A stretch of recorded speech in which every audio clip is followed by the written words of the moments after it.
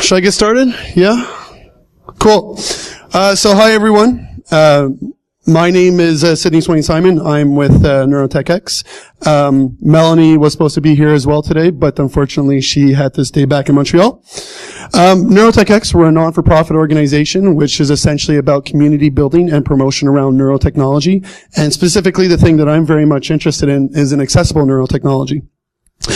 So some of the things that we like to do is we like to network, we like to teach, we like to build different types of open source projects. So we have a relatively active GitHub, and we just want to kind of grow together. We have different chapters across the world, so we have about 18 chapters worldwide, most of them in North America and Europe. But if you are ever in any of these locations, feel free to look us up and get connected with your local community. So the way I wanted to kind of start the talk is just to kind of briefly mention what neurotechnology is. As I was talking at the booth downstairs, at the biohacking booth, what came across is that some people, they have different interpretations as to what neurotechnology represents. And so you can kind of see from the screen here some of the kind of the classical ones that you think about when you're thinking about neurotechnology. So on the top left, you have an MRI machine. On the top right, you have a TDCS, transcranial direct current stimulation. Coincidentally, this is also a TDCS. So we have these TDCS badges at the Biohacking Village. And if I press this little button right here, I'm actually creating phosphenes, or artificial light, in my eyes. So the current is running across my optic nerve and is creating this artificial light to be present in front of me. You have things like EEG, or electroencephalography, which is essentially a voltmeter for your brain. And then you have things like TMS, or transcranial magnetic stimulation, which is a big magnet to induce your neurons to fire off. I also like to do stupid things. Like not have the video play. So anyways, what was supposed to be happening here is, so I have a few RFID and NFC implants as well. So I used one of the implants to be able to get into work. So what you're supposed to be seeing here is me being able to access. Oh, there you go. Okay, I just got to click on it. So I'm just kind of showing that the door is locked. Put my hand over it, and now you can get it. Magic. And I have another one as well over here, which is an NFC implant. And I just do this more for party tricks, just because people are still kind of impressed by this. But yeah, so there you go. Reason why I'm here to talk today is about brain-based authentication. I'm assuming most of you are familiar with what a biometric is and what biometric authentication is. Essentially, it's just using some form of biosignal to be able to use it as an identifier. It can be things like physical traits, like your blood vessels, your facial features, or your fingerprint, or it can be more behavioral, like the way that you walk or the way that you type. Usually when you're thinking about biometric, and there's 7 factors that you should be considering when selecting one. So you should be thinking about the universality. So does the target population that you want to identify have it? Is it something that's unique for each individual? Is it something that remains permanent with those individuals? Is it something that you can measure? How well does it perform as a biometric? So can you do it in a very robust fashion? Is it something that people are going to acceptingly use as a biometric? And the more important one, is it something that you can easily simulate or fake or kind of just circumvent it? So the realm of brain biometrics has been growing in popularity in the past 5 years or so, with about 100 publications being released. There's this really active guy in Italy that's been writing a lot about it. So I'll give you his name later on if you're interested in seeing some of his research. It became more of a popular thing in 2012 as there was this project that was done as part of the Human Connectome project, which was looking at MRI scans based on different types of tasks and seeing if they can use that as a method of identification. So from the picture here, you can see that the R1 has a 0.99 level of identification. That just means resting state. So I was looking at the resting state, essentially just a person standing still and not doing anything for 2 minutes. But you don't need an MRI to do brain-based authentication. You can actually do it with much cheaper technology. In the past 10 to 15 years, there's been kind of a revolution within the realm of neurotechnology where it was, primarily seen in contexts like this before, very much in a research setting. And, you had these massive wires that be coming out of this EEG cap. But now you have form factors and costs and designs that are, relatively cheap. Cheapest one you can find is about $100 US. If you make it yourself, you can potentially get it cheaper, but that depends on where you get your parts. But you're usually looking between, let's say, $200 to $600 or $700. The other thing that you kind of have to understand before going into how you can use the brain as an authentication tool is how do you build an interface with the brain in the first place. So many people, who here has heard of the term brain-computer interface? Raise your hands. All right, so still some people who haven't heard about it, so I'll go a little bit more in detail about this. Essentially what a BCI is, it follows this kind of diagram. So it's some form of technology that's interfacing into the brain and then eventually kind of creates this feedback loop, which then can influence the brain activity so that it will change it for the future classification of that mental state. So first it starts off with you generate a certain amount of brain activity, then you have to acquire that signal from the brain, you have to digitize it, you have to get the features of the signal that you're acquiring, you have to build a classifier, take that classifier, and then put that into a feedback device. So when we're talking about brain activity, essentially when we're talking about brain activity that we're interested in looking at, which is with EEGs, essentially you can capture brain activity with an EEG when there's enough neurons that fire off in a dynamic sense and collectively that it generates a small amount of electromagnetic activity. There's two main types of brain activity that you're looking for, event-related potentials and oscillatory processes or neural oscillations. Neural oscillations are essentially rhythmic patterns of brain activity that naturally occur within the brain. So a layman term that's used quite often is brainwave. This is essentially what a neural oscillation is. So you kind of see two examples of one, what kind of like the raw EEG activity would look like when you're awake versus when you're asleep. And you can kind of see there's, a difference between the two. Here's me doing kind of like more of a live example here. So I close my eyes, and I don't know how easy it is to see, but you can kind of see there's a change in the activity that's being produced. The other one is event-related potentials. Essentially, the way to think about an ERP is when you're presented a stimuli, usually between maybe 100 to 700 milliseconds later, you're going to see a change in potential value occur within the brain. Okay. So, for example, on the bottom right graph there, so actually the video here, what this is a P300 speller. So the individual is looking at a specific letter, and it's when the letter finally flashes, it's going to create a P300 response. So, flashing right occurs, 300 milliseconds later, there's a positive potential change that occurs.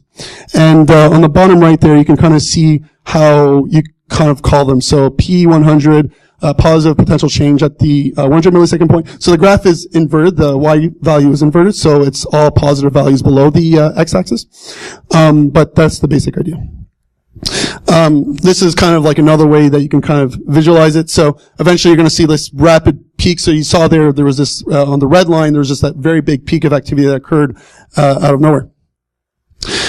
So now that you kind of understand how you acquire brain activity, or what brain activity looks like, you now have to acquire the signal. So the technology that is most commonly used is an EEG, or electroencephalography. You can think of it as a voltmeter for your brain. So it's just measuring the changes of electrical activity that occur naturally. So this is a research grade EEG that is being put on the person right now. When it comes to actually, I think, yeah. So if you look at the top right, the main components that you're working with an EEG is you have the electrodes. The electrodes then connect to an amplifier, and then you just have to do an analog to digital conversion. So there's different types of electrodes that you can use as part of an EEG. You can either work with wet or dry electrodes. Wet electrodes require you to put some form of conductive paste between your head and the electrode itself. The reason why you'd want to do this is because you get a much better quality signal, but the obvious downside is that you get paste in your hair. With dry electrodes, it's a little bit easier to use on a day-to-day basis, except the quality of the signal tends to be much worse. You can either do passive or active electrodes. Passive electrodes, I wish I brought my stuff, but passive electrodes is essentially just a conductive material that runs through a wire, which will then connect to the amplifier on the board itself. So the the beauty of this type of design is that it's much easier to work with multiple electrodes and it's cheaper per electrode.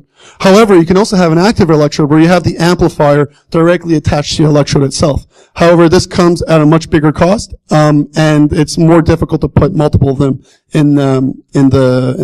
on your head at the same time. So once you kind of understand how these electrodes work, there's a standard method that you use in terms of actually placing them on your head called the International 1020 system. And essentially it's just taking, the difference between here and here, and measuring 10 or 20%, respectively. So on the left here, I took an overhead picture of my friend and I just kind of overlaid what it would look like on him. So once you have the electrodes placed and you're starting to get signal in, you have to do a little bit of pre-processing. So pre-processing just essentially means that you're getting this raw signal and you want to remove any form of artifacts. You want to make sure that you have a bandpass filter so you're not getting all frequencies of activity. You just want to make it a little bit more easy to work with that signal. Once you have done that, this is where you would get the feature extraction involved. So since it's way too complex, and the signal is very raw, you have to start to do some mathematical operations on it to actually get some features that you could actually work with. So here's another graph kind of showing. So these are different frequencies of brain activity, and you'll see in a second here how they kind of all merge into this kind of like raw EEG activity, right? So this is what it kind of looks like regularly, but you can decompose it. From there, you want to be able to build your classifier. So there's different ways you can do it. There's linear and non-linear methods, so you can work with linear discriminant analysis, support vector machines, neural networks, Gaussian classifiers, which was something built specifically for BCIs, or you could take non-linear approaches as well. And this is where you then get into the feedback mechanism, and this is what you tend to see most times when you search for BCIs is videos like this.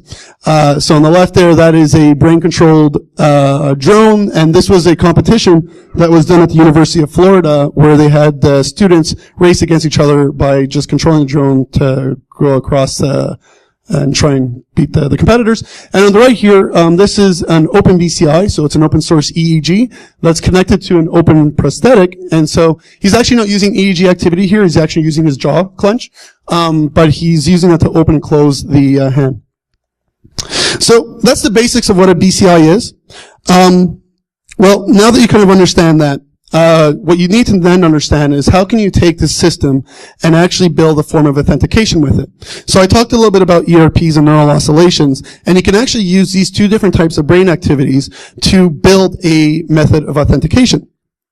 So one well-known study using an ERP asked for individuals to stare at a bunch of different pictures, and they were looking for a specific picture. So say they were shown 20 pictures in a row, and eventually they would see the picture that was theirs. This target picture would be their ID. So it would be looking at the brain response that occurred when it saw the target picture, and it would generate what I believe a P300 response. And using this type of system, you can actually get an accuracy of about 97.6%. And there's been other designs that have kind of mimicked this that have been just as good. The one that I'm more interested in is in resting state, just because it requires a lot less setup, and all you really have to do is just stand still for 2 minutes with an EEG on your head. So you essentially would be looking at the different brain waves and how they kind of fit together, and depending on where you place the electrodes, you can get different levels of accuracy as to predicting specific individuals. So from the graph here, if you look at the O1, the POZ, and the O2 location, which is placing the electrodes back here, you can use that brain activity. You ask a person to sit still for 2 minutes, and you can collect enough samples where you can accurately predict who they are at a 98% accuracy. The thing that potentially why this is possible is because there's evidence with alpha and beta rhythms that they carry individual traits which are being claimed to be genetically induced. So there is a genetic factor that goes into it. And just kind of like a small side point, if you are thinking of doing this, make sure you're always looking at brain activity below 40 hertz. The next question you may be having is, should I be using this to protect your stuff at home or work? And the short answer is no. This is an absolutely terrible method of doing authentication or any form of control in your house, and I totally advise you not to do it at this point. But the more longer answer is, if you go back to our 7 factors, you can kind of see a picture that's coming out. So if you look at the universality, it depends on the type of brain activity that you're looking at. So for example, if there's a type of brain activity called motor imagery, which is the idea of imagining yourself doing some form of motion with either like your right hand or your left hand or your feet. And 30% of people can't actually generate that type of activity. So if you use that as a method of authentication, it's not going to work very well. Uniqueness, this still has to, I think, be studied a little bit more because we're still very much at the early stage and we don't know how much overlap there is between one person to another. Permanence, this is also a very tricky thing because EEG readings can be the most trickiest thing in the world to do because so many different factors will influence your brain activity from one day to another. So say, for example, you get a concussion, you're screwed. You can't use that same method of authentication because your brain's just completely messed up. Even if you're just really tired, it will completely mess with the signal. So, if you have someone coming in the morning and they have to authenticate and they spent the whole night, working on something, it's just not going to work very well. Measurability, this is another thing that where it really suffers. So it really depends on the type of headset and the environment where it's being recorded, so you have to be conscious of that. Performance, it's not one of these technologies that are very robust, and there still has to be a lot of work done to improve this. And acceptability, this might be also a little bit tricky as well because you need to have the appropriate form factors. So because of the fact that, if you're asking a person to put 56 electrodes on their head and put a bunch of paste in their hair, and you have to do this on a regular basis, it just makes no sense, right? However, circumvention, I think this is where EEG tends to have its biggest strength. Because it's a dynamic biosignal, it means that, say, for example, one system becomes compromised. So say, for example, you're looking at resting state, you can essentially switch to an ERP and you could still use your brain as a form of authentication, which I think is really awesome. You could even test if you have a live signal coming in by doing like a random SSVP, which stands for steady state visual evoked potentials. Essentially, if you flash a light at a specific frequency, that generates a strong enough response in the brain that it's easily acquired by an EEG. So this is a good way to kind of see if you're getting a live signal or not. However, it's still not perfect, and because, a lot of the consumer grade EEGs that are out there, they're IoT devices, you can essentially do a man-in-the-middle attack, and, you're fucked. So, there's many people that have looked at EEGs and tried to do man-in-the-middle attacks, and because when people are building biotechnology, they're not actually thinking about security, it's not going to be very, very difficult, to do this. So, Sid, why would you come all the way from Montreal to tell us not to do this? And people, I am your salvation, okay? I'm here to save you from yourself. Just because I don't want you to do it, it doesn't mean that Scrooge McDuck over here is not going to try and sell you on something. So the one thing that I've come across on quite often within the realm of neurotechnology, every so often you'll see a really, really shitty Kickstarter or a really, really shitty Indiegogo that is trying to sell you some form of neurotechnology device that does absolutely nothing of value. This is my favorite. So they're essentially what they're doing here is they're doing this magnetic coil that they place on the back here, and it's supposed to change your brain activity based off of the frequency of the magnetic coil, or I don't know. But anyways, they made $200,000 of sales on Indiegogo. Like there was 1,696 backers of this, which is mind-boggling. And just to kind of show you how stupid this is, they're saying that you can get enough energy from your goddamn audio jack to actually connect to the back of your head where it's actually going to influence your brain activity. No! It doesn't work that way. The other thing that becomes very obvious with a lot of these Kickstarters is that, the people that are building them are, they really should not be building EEGs. So this product is called the Superbrain. It was, once again, this thing I was trying to sell you, this whole idea of doing like neurofeedback, but it was like, no, it made no sense what they were trying to claim. And if you look at their team, it's a bunch of engineers, but not a single neuroscientist. So they probably got like their own consumer EEG at one point, or they built their own. They're like, oh wow, look, we can do this amazing thing. But they really didn't understand the brain at all. So what I kind of see with a lot of these products is essentially becoming 21st century snake oil. And so what I want you guys to be aware, before you go, if say someone comes and tries to sell you on an EEG biometric or a brain-based authentication tool, you really have to make sure you ask yourself the appropriate questions. However, I'm not saying you can't. You could definitely make it for fun if you want. I think it's really cool, to try and do some form of authentication just by, using your brain. But before you do, there's a few things you need to consider, and you can use this advice as well as if you ever get approached by someone that wants to sell you on something.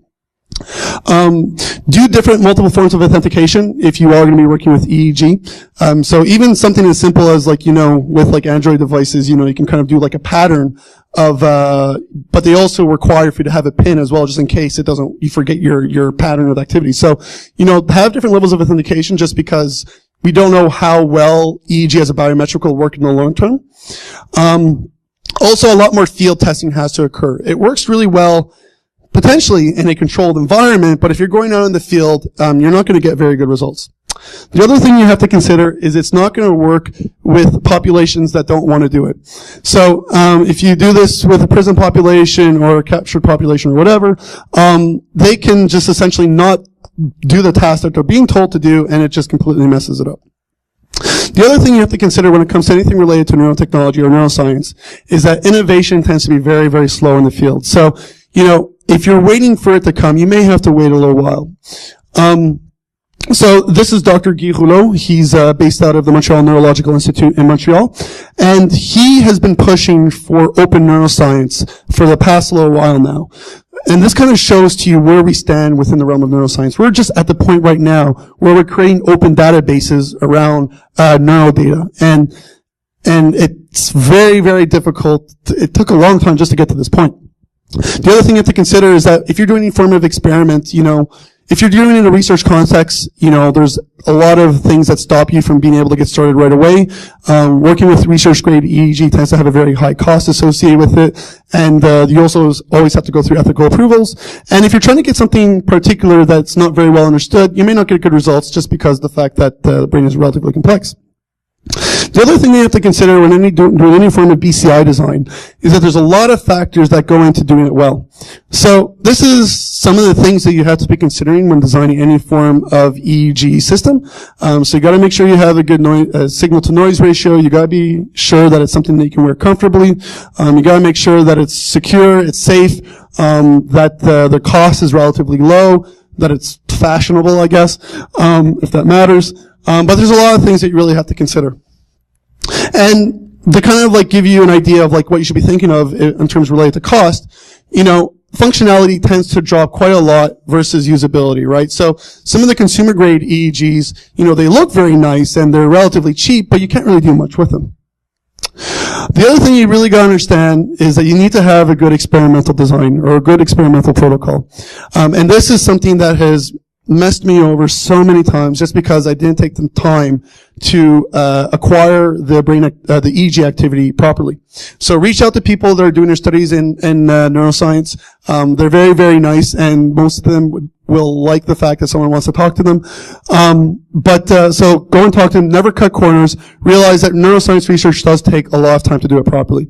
To give you a use case of where I messed up once.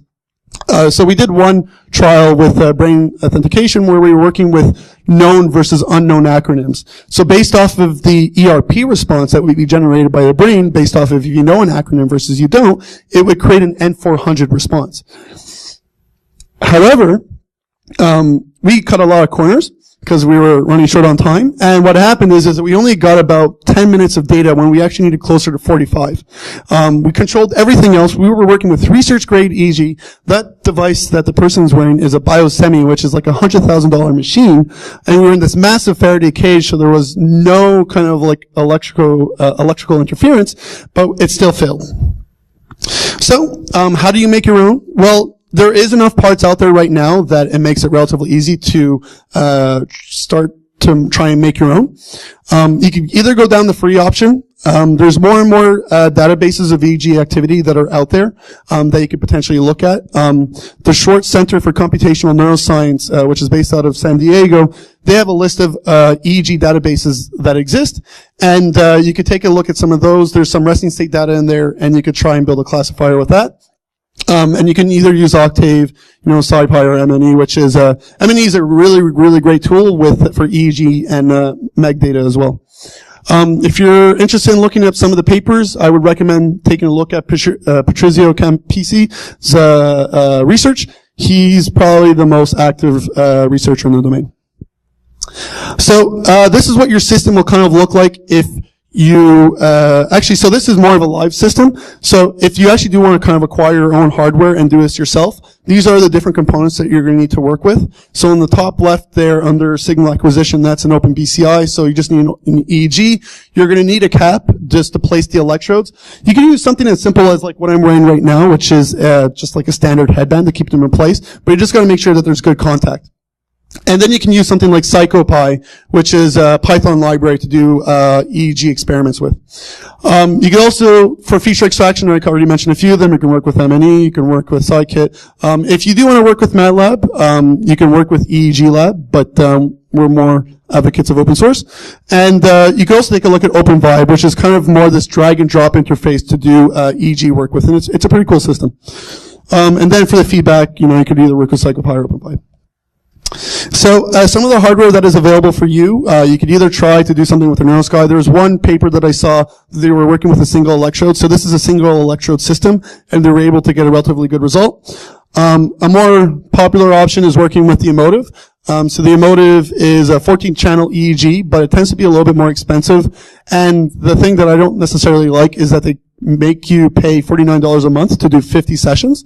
So this is really targeting researchers, and they've really pivoted on their model because very much at the beginning they were targeting, consumers, but now, they realize that the money's not there. You can also go with the Muse. The Muse is a relatively simple EEG. It's just electrodes that you place over your forehead. I haven't really tried to do it with resonance tape, but you might get some interesting results. But the more popular one is the OpenBCI when it comes to makers. So it's an open source EEG. You could either get 4 or 8 electrodes, and they also provide the build of materials and the schematics with it if you ever want to just build it yourself. The OpenBCI is also a pretty good option simply because of the fact that it's been shown to work on different types of ERP responses. So someone has built a P300 speller with an with an OpenBCI, and they got relatively good results. There's also a few papers that have been published recently that have shown that that consumer grade EEG is just as good, maybe a little bit worse, as research grade EEG. This is going to be your cost that you're going to have to think about. So if you're working with an 8-channel OpenBCI will be about $500 US, 4 channels, $200. If you include all the parts, if you want to work with wet electrodes, the cost will be a little bit more. But if you want to work with dry, it'll cost you about $270.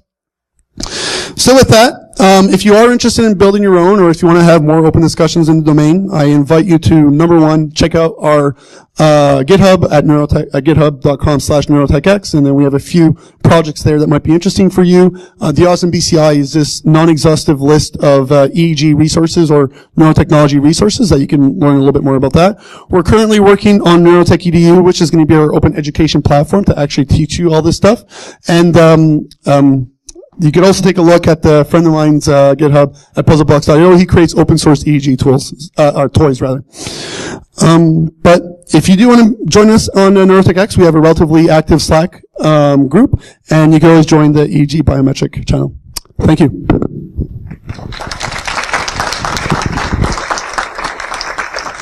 Do I take questions? How about it? All right. We have time? Questions? Real quick, because we only have 1 minute, right? Yeah. So, if you use your brain based authentication and say the server's compromised, would you suggest a concussion No. So, would I recommend a concussion? No, don't. Just delete the data. Obviously, you've done a lot of research here, so how soon do you think this will be a reality in the marketplace? It's a difficult question, but I would say there's a few things that have to improve. So the robustness of these systems is definitely one of those things that really have to be figured out. I think that as the machine learning gets a lot better within the domain, it will speed up the process of making these systems a little bit more robust. And as more material science is looked into and so on and so forth, it may improve it. I would say, I don't know, I'd be making up a number, but I'll just say 5 years. Baseball cap. Yeah, with the baseball cap, that introduces other issues. So you'd have to make sure that the electrodes are placed properly. It's still the same issues, right? You still have to require a lot of data from a specific individual. And with the baseball cap, the issue is say if it moves, you won't be able to see that it moves, right? So, like most of the designs of EEG caps actually allow for you to see where the electrodes are placed, just to make sure that it's being done properly. But with the cap, it's just not visible. In the back?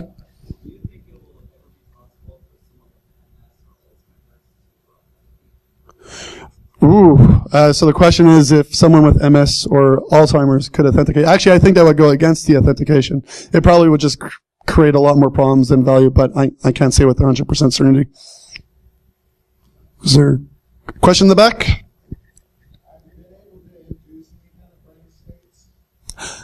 Like what? Like hallucinations? So, I mean, I can generate phosphine, so I can introduce like a fake light just using TDCS. But hallucinations, I guess, no, not really. I mean, I've used the Muse as a meditation tool, and, but it's not really causing me to it's not causing me to hallucinate. It's just giving me a method to determine how well I'm meditating. Actually, I think it's kind of oxymoronic if you think of a neurofeedback meditation tool, because if you're always kind of like thinking about the fact that how well you're doing while you're meditating, you're not actually meditating. So, with the Muse device, what I tend to do is I turn off any live feedback. I just kind of get my score at the end. So, the answer is no. No more? No more? All right. Well, thank you very much.